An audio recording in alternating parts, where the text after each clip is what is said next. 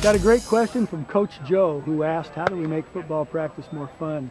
I'm guilty of that because I think football is a very hard game to play and tough to coach. And I think if you can't laugh every once in a while, pretty tough on the kids and the coaches.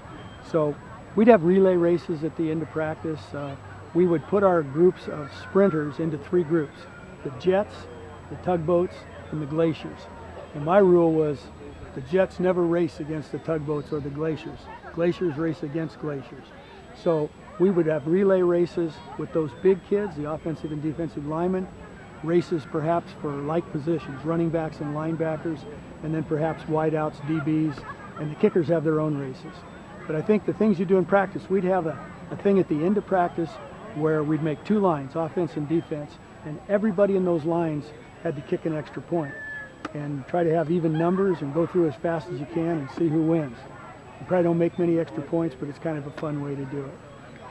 I think the ultimate fun part of practice is competition. So anything you do that's competitive, whether it's the first offense against the first defense or the thirds against the thirds, make it competition and have the other guys cheer them on. I think one of my main goals was I wanted my kids to walk off a practice field knowing that they'd learned something new that day and they were preparing themselves to win. But I wanted them to walk off the field with a smile on their face. I think that's an important part of coaching.